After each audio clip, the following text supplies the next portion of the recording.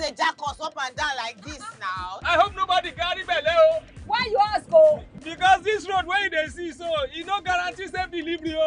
We just dey vote for government, but we not get good governance. At all. Road so e no dey, light o usa, the infrastructure nko e come turn to be forbidden fruit for the city. Corruption, spoil everything.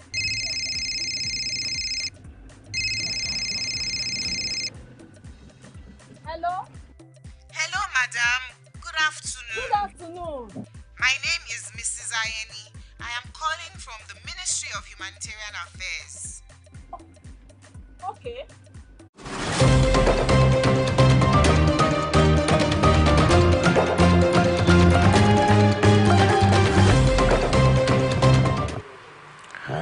This is the Atlantic Television Global News. First, the headlines. Obaseki petitions IGP over invasion in Edo State. Governor Adeleke wants decentralization of power. Senator Ojikalo supports part-time legislature. Operators decry FG action against local refineries. Israel airstrikes hit Houthi in Yemen. Captain names Oshola in Dream Team. See what plans to have triplet through surrogacy.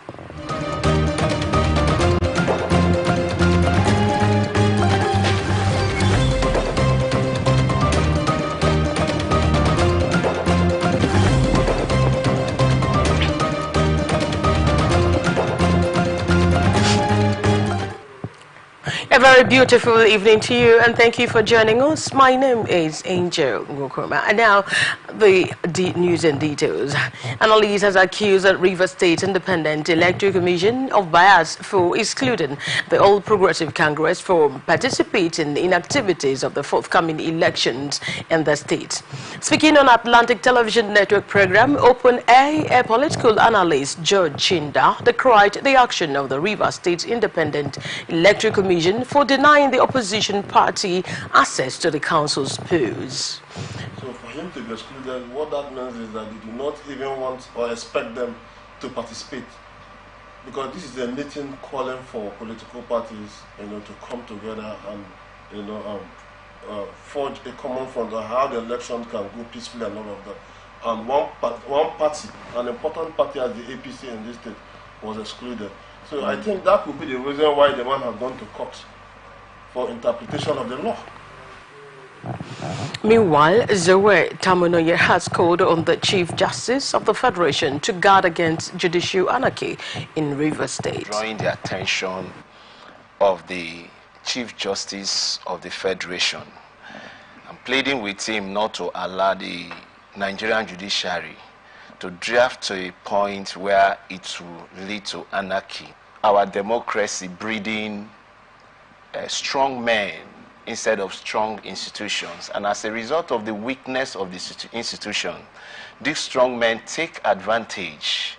And because the institution like the courts are weak, you can imagine the kind of judgment that keeps coming out from the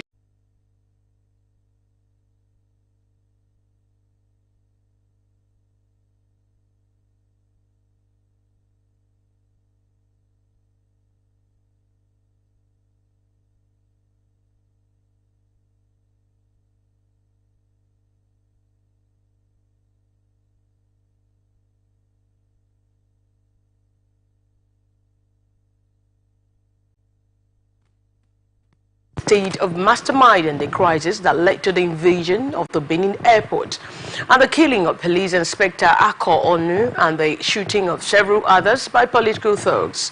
This is coming after on Thursday, July 18, 2024, suspected armed political thugs invaded the premises and vicinity of the Benin airport when the reinstated deputy governor of the state, Philip Shaibu, and the APC governorship candidate Senator Mande Akmabelo arrived from Abuja.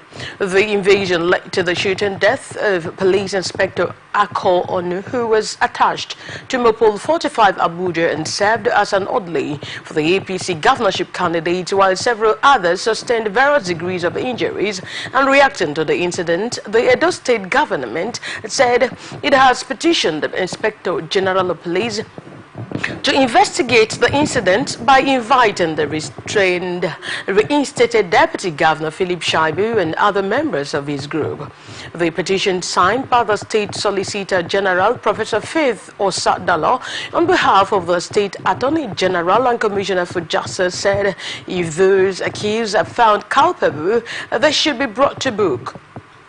The government also said it was reliably informed and believes that Honorable Philip Shaibu and others conspired with mathematical accuracy to execute with brutal efficiency such that Edo State will become ungovernable by taking over the Edo State Government House, as well as increasing the level of destruction of the legitimate properties of the innocent Edo citizens, and continuing their sporadic and intermittent shootings at targeted areas, among other acts, and urged the police to embark on a thorough investigation of the matter by inviting Honorable Philip Shaibu and other members of his group. Edo State Governor Godwin Obaseki has assured leaders of the People's Democratic Party across the 18 local government areas of the state that their strategy ahead of the governorship election holding in September 21, 2024 will lead them to victory. Obaseki, whose meeting discloses at the new Festival Hall, a government house beneath the Edo State capital, expressed the party's readiness for the election and thanked the party leaders for their commitment, dedication and courage, which he said had kept the party together as one strong, united and indivisible party. He thanked the members for rallying around the party to organize the ad hoc congress which produced the party candidate for the 2024 Edo governorship election, which produced Asue Ihodalo, that is being celebrated nationwide as the best ever in the nation. He also expressed satisfaction that the party was able to inaugurate the State Campaign Council, a local government campaign council, and the ward campaign teams in preparation for the election, and assured that the candidate will withdraw all the 192 words in the state to amass support for the Guba election.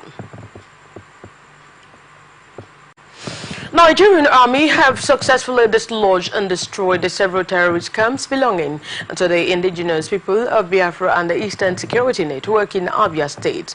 The army, in a post on its official X handle, said the operation was conducted early in the day in the Ezere forest of Omuawa Ako, Okigwe local government area of Imo. It said the operation, which also extended into Akawa, Nenato and Lomara communities in Umunochi local government area of Abia, resulted in the capture of a general purpose machine gun and other assorted items. The army said the troops acted on actionable intelligence regarding the harassment and intimidation of local residents by the terrorist element and swiftly mobilized to neutralize the threat, and on arrival engaged the terrorists in a fierce shootout, dislodging them from their camp. Other than that, the troops exploited their success and gave the fleeing terrorists a hot pursuit, compelling them to abandon a significant cache of arms.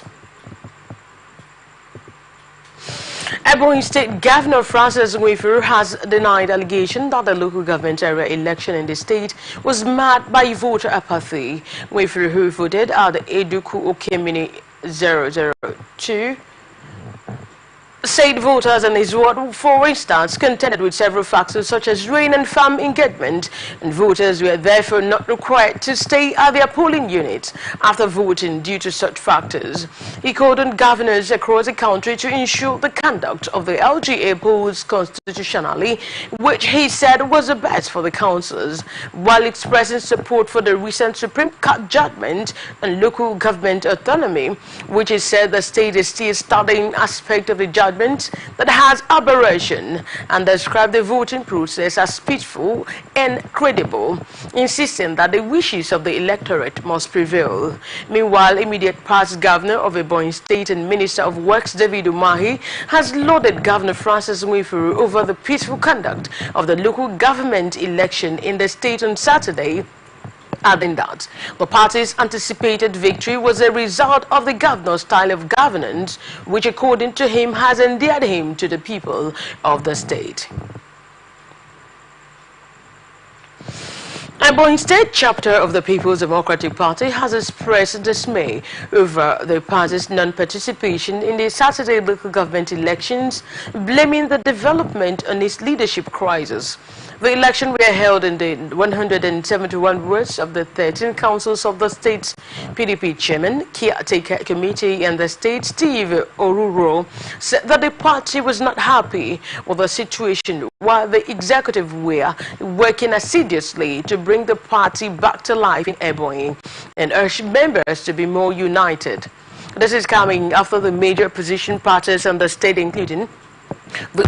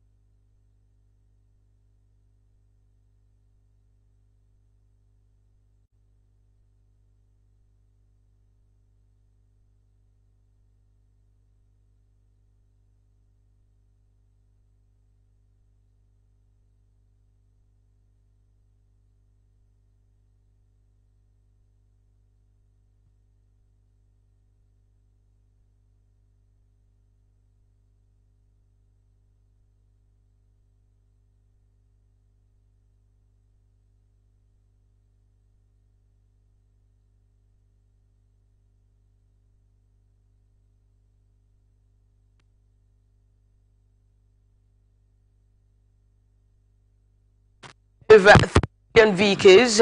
We must have proper parking management system.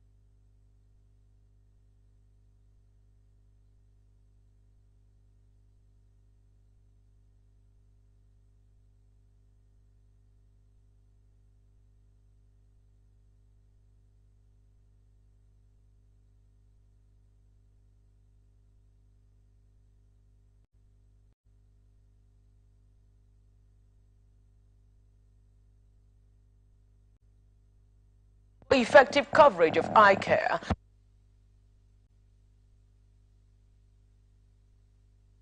It can ensure that Nigerians have access to affordable glasses, stressing that the foundation had initiated programs to eliminate poor vision challenges in 120 countries and had also distributed to millions in the world.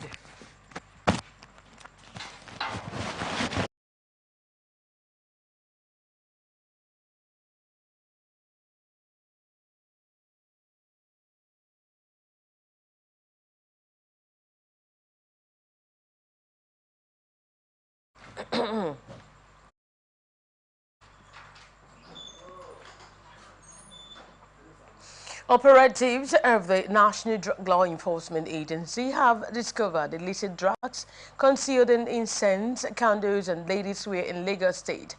And the LAS spokesman Femi Babafemi said the items, which include consignment of cocaine and loud, a synthetic strain of cannabis, were concealed in incense, candles, game parks, dry hibiscus leaves, and ladies' wears. According to a statement on Sunday, the hard drugs were meant to be smuggled in and out of Nigeria through the Murtala Mohammed International Airport, and some suspects were apprehended.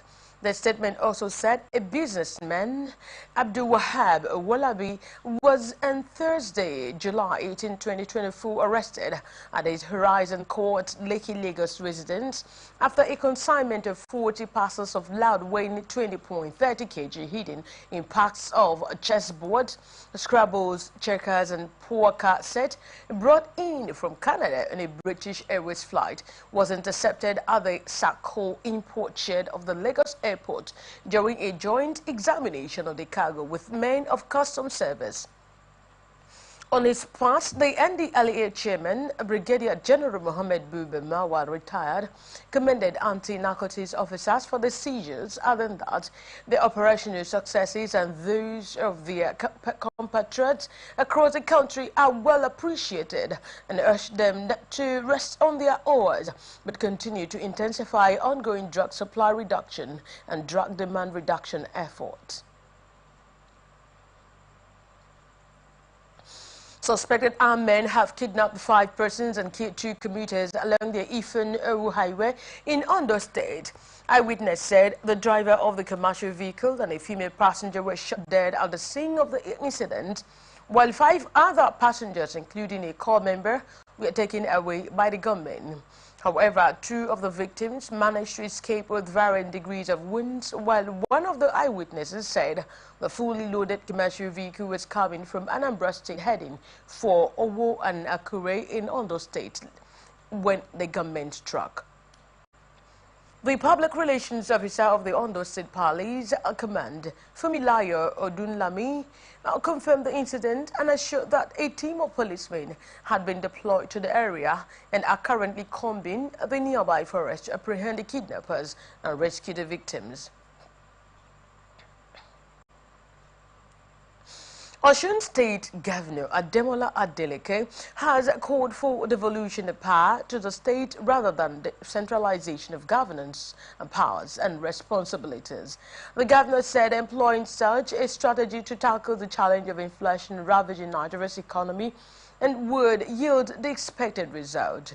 Adeleke said that these on Sunday are the combined 3rd undergraduate and 6th postgraduate convocation of the Adeleke University Ede, where 1,092 students were conferred with first degrees, master's and doctorate degrees held at a stadium on the campus of the university. He observed that the government was experimenting with many strategies to tackle the challenge of inflation. Other than that, there was an urgent need to move many items on the exclusive legislative list to the concurrent list, where the states are better positioned to handle many items for which the center is presently responsible for. In his admonition to the graduates, the governor urged them to take the current economic turbulence in the country as an opportunity and tasked them to be innovative and enterprising, saying they must tap into the turbulence to build a future prosperity. Concerned Patriotic Citizen Forum has accused the Zamfara State chapter of the All Progressive Congress for shifting blame of insecurity to Governor Dauda Lawal of the People's Democratic Party. According to the group, the insecurity was created by the APC previous administration in the state, and it was unjust for them to mock the victims and blame the current governor. A statement on Sunday by the group president, Comrade Moses Toro, berated the Zamfara State APC for accusing Governor Lawal of disregarding the state insecurity and celebrating at the PDP Governors Forum meeting in Enugu State. Other than that, if anyone was to be blamed for the security situation, it was the APC and not Governor Lawal. He highlighted that the insecurity in Zamfara State began during the tenure of the previous APC administration and worsened during the time. Katsina State Hizbah board has destroyed seized alcohol and other illicit drugs worth 60 million naira in the Ifuntua Lekki government area of the state. The Hizbah commander in the state, Dr. Aminu Usman, who disclosed this in Kaseda on Sunday, said no fewer than 1,750 crates of alcohol and about 33 jerrycans of locally brewed beer were recently seized and destroyed in Funtua. Other than that, the effort was part of Hizbah's mandate of ensuring good morals among the people in the state. While commending the officials of the board for their efforts, he urged them to redouble their commitment to discharging their duties and also sought the support of religious leaders in the state for the success of the board, saying that Hizbah does not belong to any particular group or sect. The Hizbah commander also commended Governor Diko Rada for the full support given to the board in the discharge of its responsibilities and appealed to the public to always assist the board with genuine information on places where immoral behaviors were committed. He called on parents, teachers and community leaders to intensify efforts to instill discipline and good morals on youth in their communities. Taraba Deputy Governor and Chairman Task Force on Primary Health Care, Aminu Al-Akali, had said its government will do everything possible to sustain the gains the UNICEF Gavi Health Support Project has brought to the state.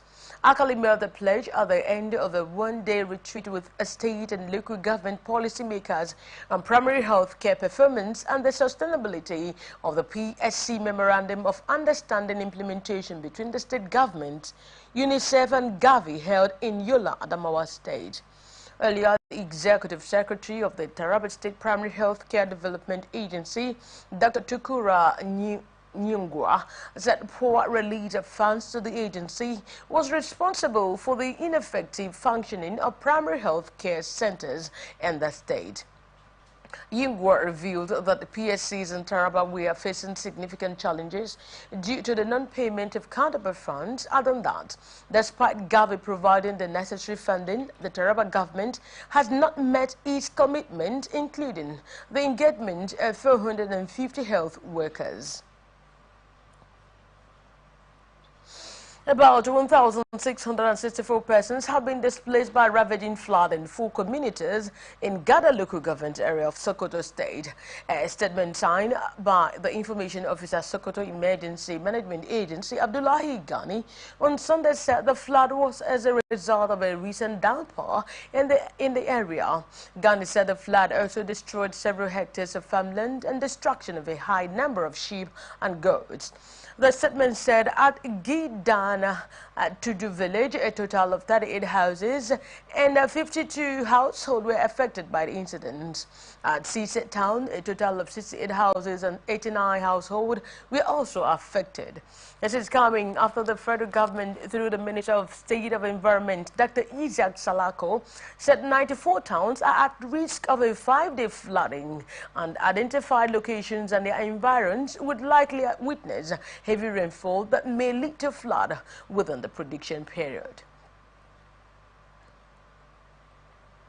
All Progressive Congress in Bauchi State has accused the People's Democratic Party of plotting to rig the local government election slated for August 17, 2024. The party recalled that the previous LG election held in October 2020 was marred with widespread irregularities and manipulations. The party also called on Governor Bala Mohammed to demonstrate true leadership and uphold democratic principles by avoiding any statements that suggest political interference in the election process by the State APC Publicity Committee Chairman, Malam Sad Umar, said Governor Bala Mohammed should concentrate on confronting his own demons instead of planning to fathom election and announce the result before ballot boxes reach the polling booths. Reacting to the allegation made by the APC, the People's Democratic Party in the state has dismissed the allegation by the APC. PDP State Publicity Secretary Yaya Nuwa Zainabari described the APC in the state as a non-existent opposition party. Other than that, its members lack unity and only focus on irrelevant issues. Other than that, the PDP has since conducted its primaries and elected candidates for all the 323 political wards in the state, as well as the chairmanship candidates of the 20 local government areas in an atmosphere of understanding and consensus. Analysts has called on the federal and state government as well as local government councils on the need to step up sustainable means to control substandard brands and products in the market.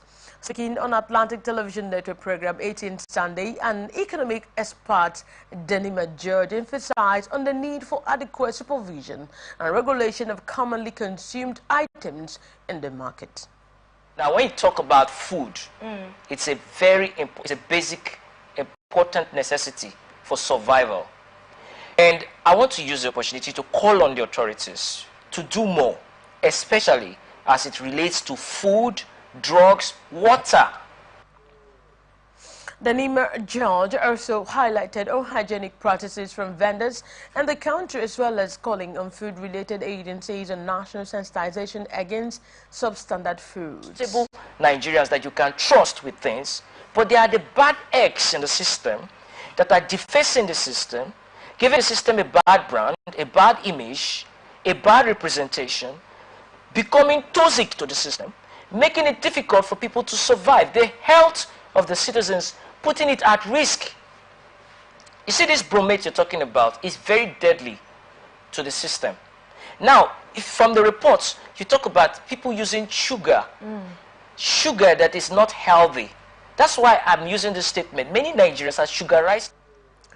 This is coming as the National Agency for Food, Drug Administration and Control shut down a bakery for using unfortified sugar and banned bromate in Sokoto State.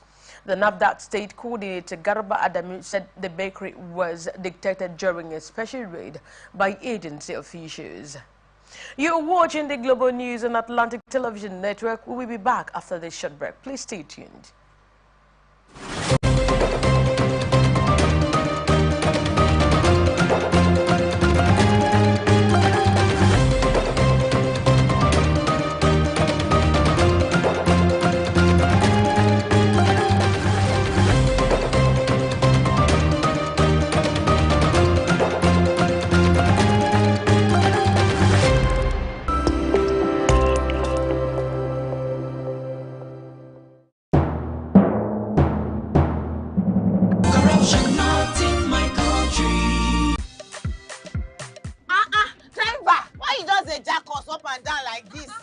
I hope nobody carry belle. Why you ask, oh? Because this road where they see so, it no guarantee safe delivery.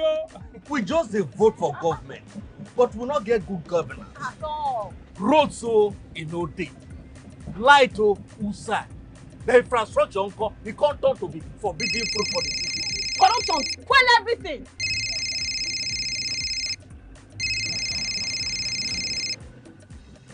Hello?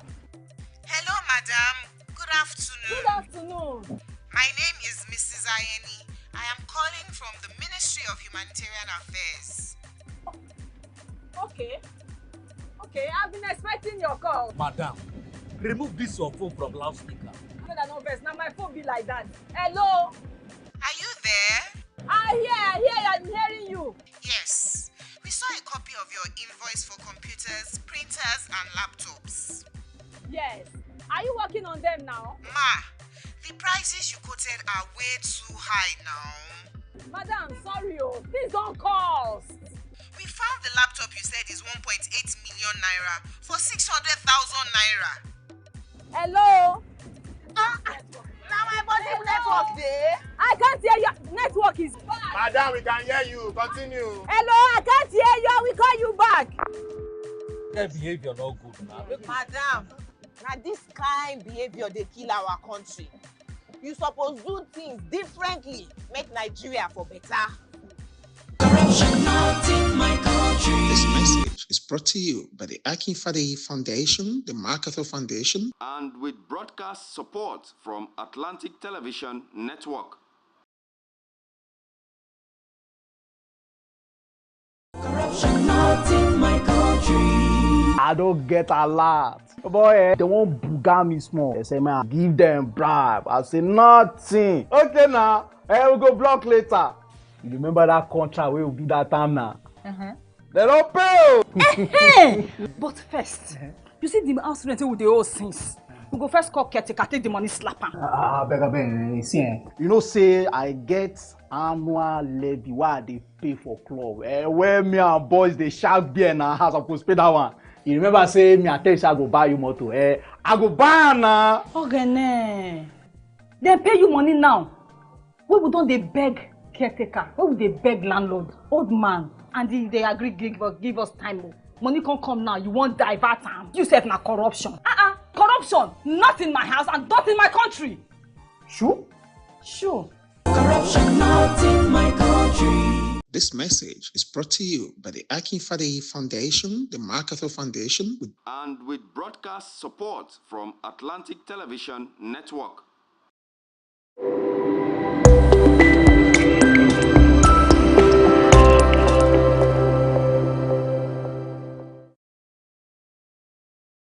From the line across the ocean to the land beyond the mountains, through the Sahara, we bring on-spot news, live analysis, expert discussions on trending stories in politics, business, socio-economy, sports, and documentaries. So catch all the updates on the happenings around the globe. Stay focused on the fact today. Only on ATN.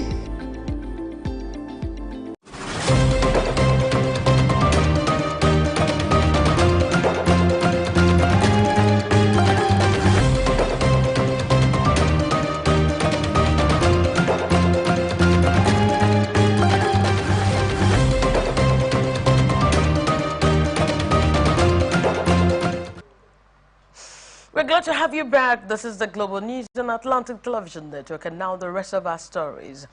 Chairman Senate Committee on Privatization, Senator Ojus Okalu, has supported the calls for part-time legislature at both federal and state levels. Senator Okalu, who represents APC from the Abia North Senatorial District, said the development will help the nation cut costs and enhance the citizenry's trust in the polity.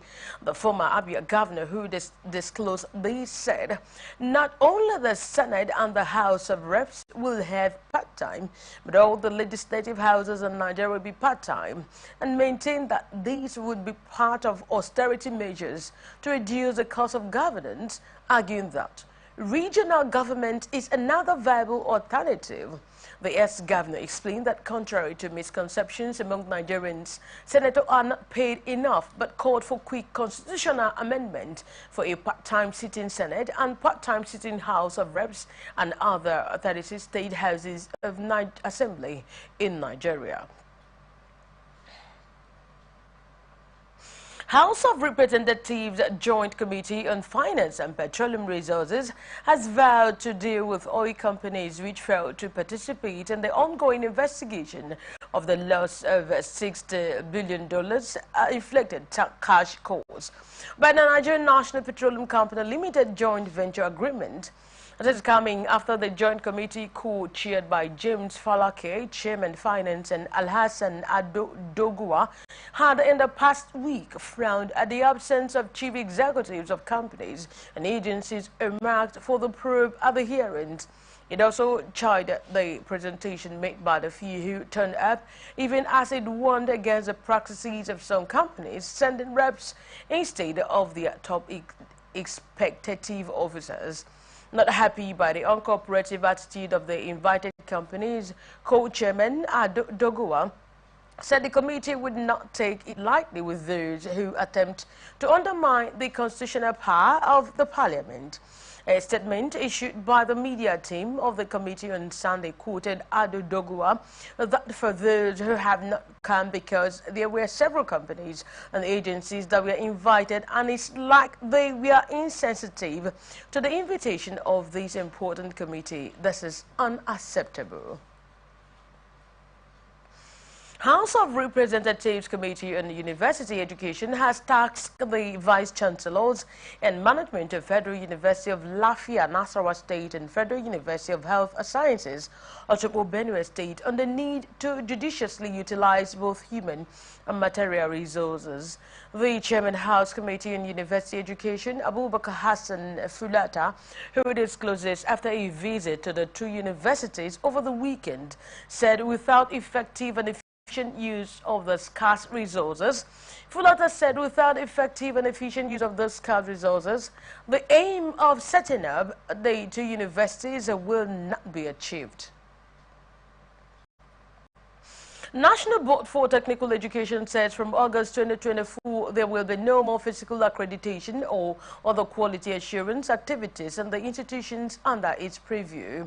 The board, in the statement by the head of media unit Fatima Abubakar in Kaduna on Sunday, said it has also completed digital assessment and documentation processes for 17 institutions across the 6 geopolitical zones, and digital monitoring has been introduced to ensure strict compliance with established standards. The board said it has fully transitioned to a digital platform for all quality assurance processes and has also aligned with the federal government's digital-driven policies and the demands of the fourth industrial revolution. Other than that, the MBTE is a board of education that supervises, regulates and oversees educational programs offered by technical institutions at secondary, polytechnic and monotechnic levels through an accreditation process in Nigeria. According to a statement from the board, the digitalization policy has recorded successes with a substantial increase in institutions and stakeholders engaging with the digital system, now totaling 489.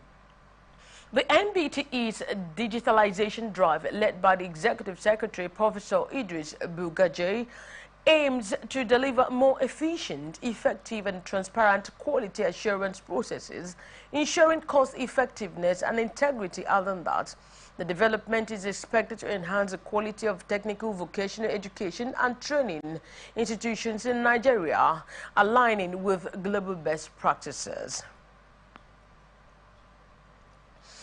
Independent National Electoral Commission has disassociated itself from the convention organized by the National Chairman of Labour Party, Julius Abure. This is coming after the crisis rocking the party in April 2023, where a Federal Capital Territory High Court issued an order restraining Abure from parading himself as the Labour Party's national chairman. And following the court verdict, the Labour Party Deputy National Chairman, Lamidi Apapa, became the acting national chairman of the party. But Abure fought back to retain his seat with the help of the parent body, Nigeria Labour Congress, under the leadership of its national president, Joe Ajero, and the Abure-led leadership thereafter held a national convention for the party at Nnewi, Anambra State on March 27, 2024. However, Abure fell out of favor with the NLC following the National Convention, which returned him and all his loyal members of the National Working Committee, and the Abure-led NWC, through a lawyer, later requested for a certified true copy of the convention document from INEC.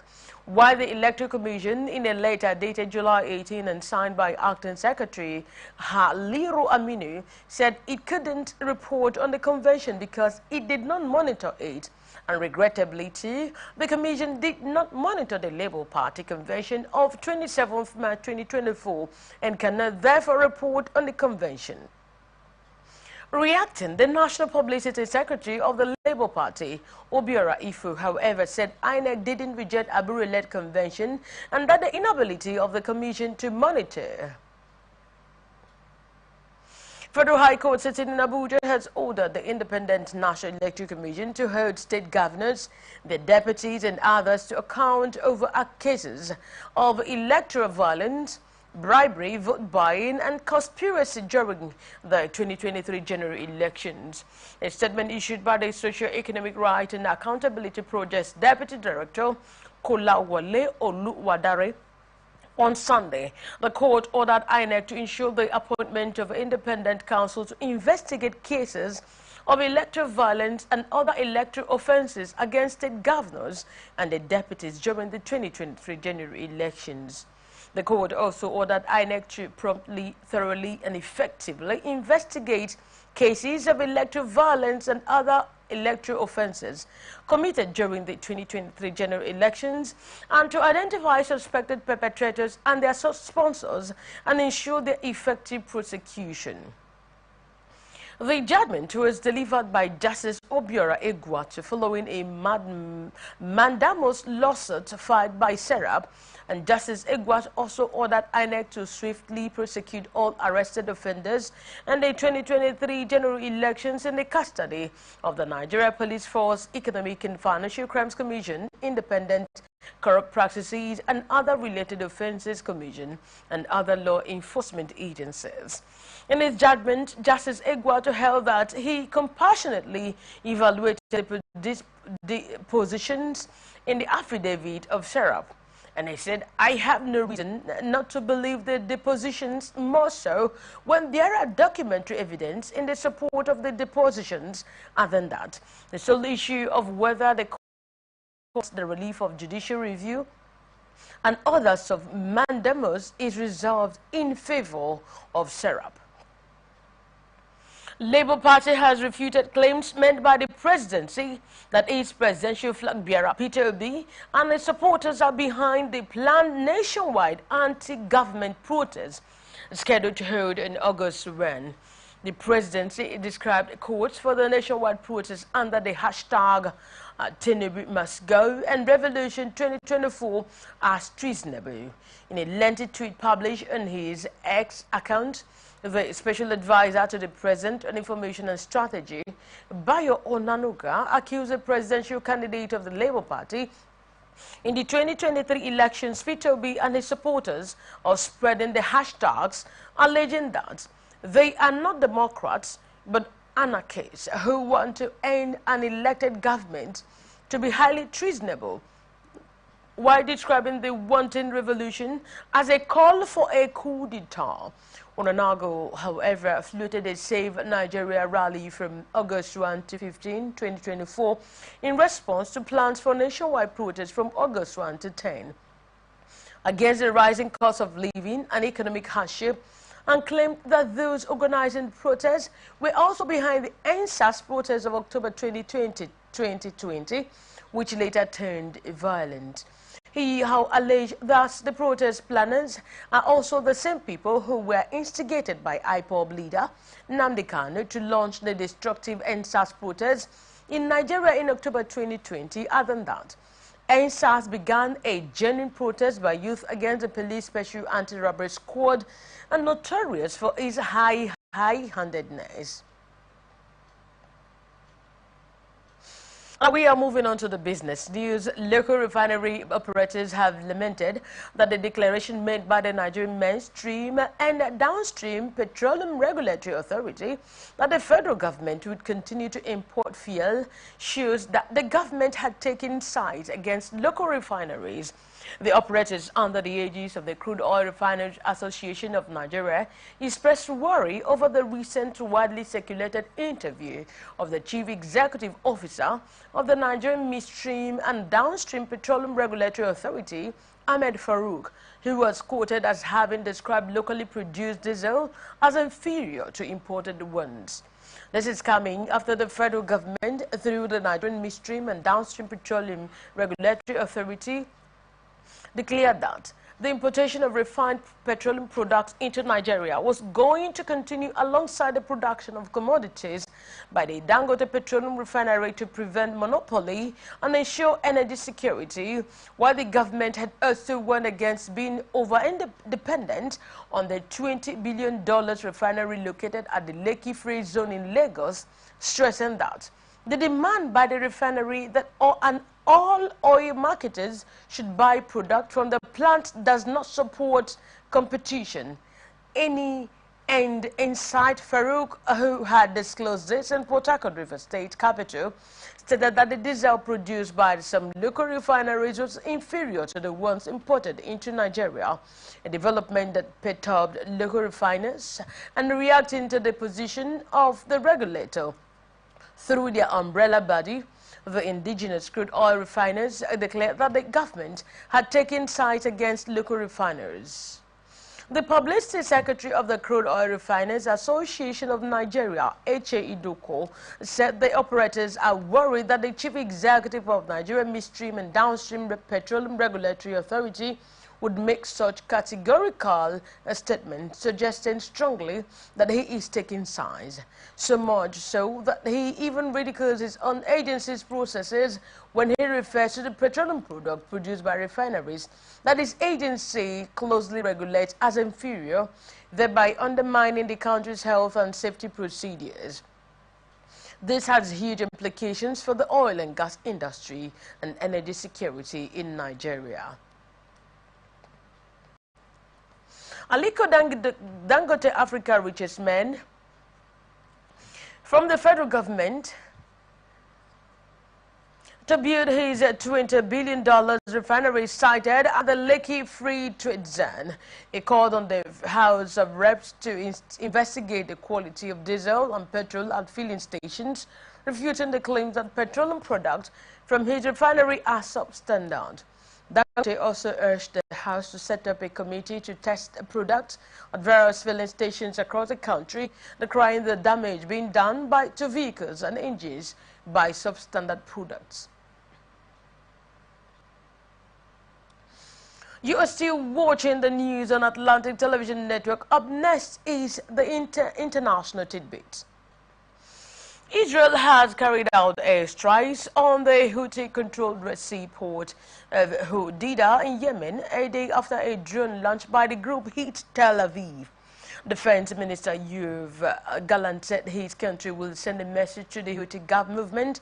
Other than that, the fire that is currently burning in Hodeida is seen across the Middle East and the significance is clear.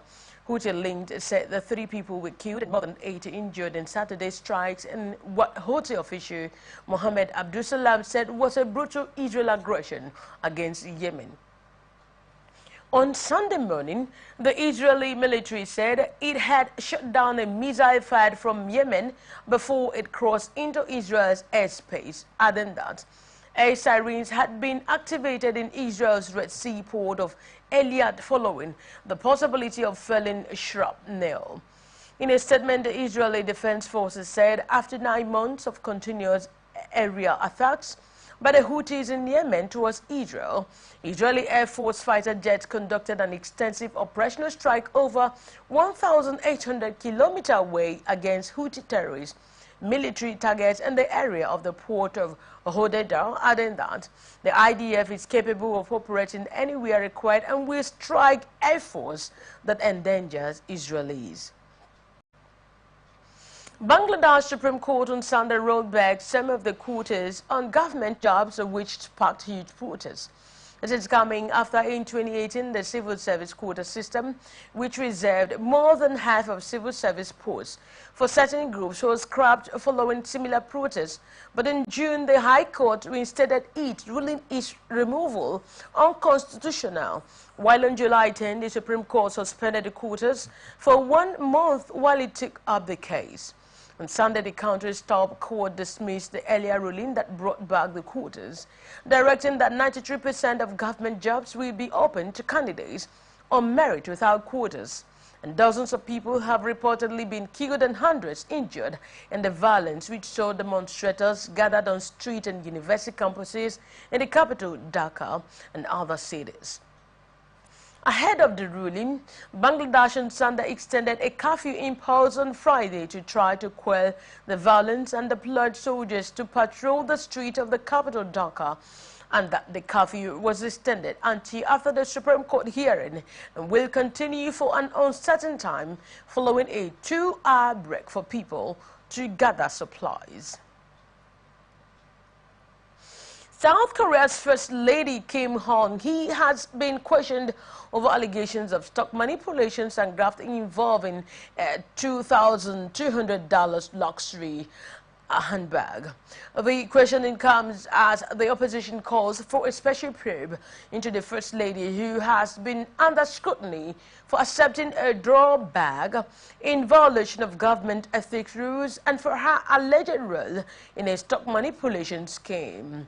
Prosecutors conducted face-to-face questioning of Kim, while the Seoul Central District Prosecutor's Office said in a statement that hidden camera footage released last year appeared to show Kim accepting a $2,200 luxury designer handbag, an act that later dubbed the drawback scandal in the media.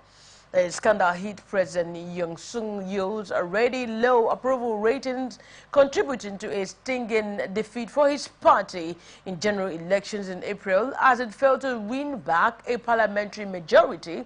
And such a gift would violate South Korean law, which bans public officials and their spouses from accepting anything worth more than $750. Kim's aide told investigators earlier this month that the First Lady told her to return the bag on the same day she had received it, but she had forgotten to, while Yoon dismissed it as a political scheme. Other than that, his wife had accepted the bag only because it was difficult for her to refuse it. Donald Trump commanded the stage for nearly 2 hours in his first rally since a gunman tried to kill him last week with a fiery, rambling speech to thousands of passionate supporters. He presented 5 takeaways from the vision painted by the Republican presidential nominee for the United States, while last week's Republican National Convention notably downplayed Trump's persistent lie that the 2020 election, which he lost to Democrat Joe Biden, was stolen from him. He warned those who voted early to follow the vote and insisted that 2020 saw some states shoveling ballots into wheelbarrows and moving them around. Trump also again disavowed Project 2025, a shadow manifesto characterized by opponents as an authoritarian right-wing wish list, while the official Republican platform ratified at the Milwaukee Convention is less conservative than the Project 2025 in several areas, including abortion and entitlement. But many of the more extreme proposals in the Heritage Foundation handbook are indistinguishable from Trump's remarks at his rallies and his own video statement, while Democrats say members of his inner circle have been linked to it. And now we are moving on to the exciting world of sports. Football transfer expert Fabrizio Romano has confirmed Napoli's Victor Osimhen, who said yes to Paris Saint-Germain. According to Romano, PSG are planning to advance for Osimhen and Benfica's Joao Neves next week.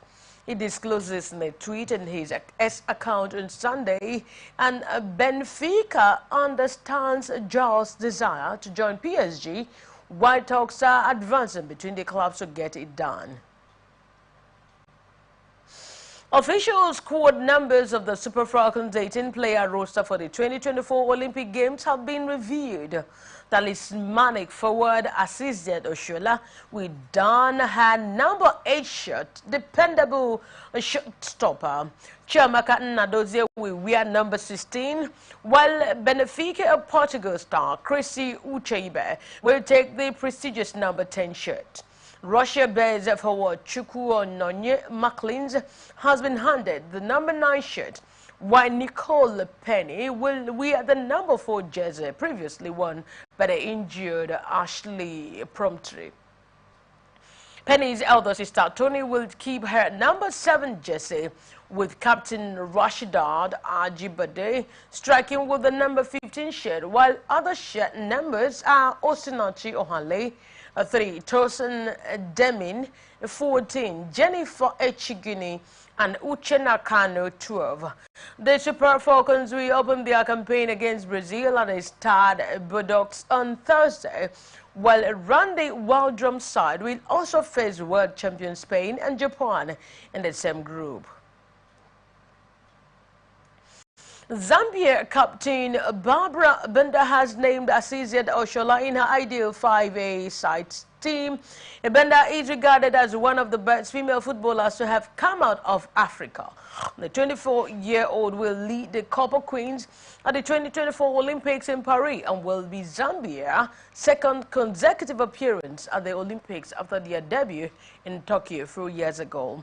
Benda named Oshola among the best players in the world. Super Eagles midfielder Rafael Onyedika has started the new season on a disappointing note with club Brugge losing 2-1 to Union Saint-Gilloise in the Belgian Super Cup. The Super Cup ushered in the new season in Belgium, which gets underway next weekend. While Onyedika started the keenly contested game from the bench, the 23-year-old took the place of Kasper Neisel 4 minutes before the hour mark, while Cameroon Petres gave Club Brugge a lead from the penalty spot 5 minutes before the break, and Fido Leisen equalized 2 minutes after the break.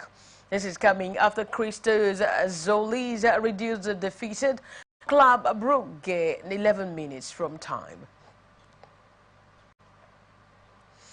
And now from the entertainment news, American hip-hop star Cardi B said, contrary to claims by controversial rapper turned podcaster Burden, said that she won't be releasing another album again and she has no plan of quitting music. Cardi B Burden for criticizing her project rollout and made allegations of drug abuse, of drug use against him. The Grammy-winning artist claimed Burden had been attacking her in the media and even pitting other female rappers against her. American actress and singer Jojo Siwa has shared her plans to become a mother of 3 through surrogacy. The 21-year-old said she wants to have triplets carried and delivered by 3 different surrogates because she is gay. She said their little birthdays will land on different dates and they can be like triplets.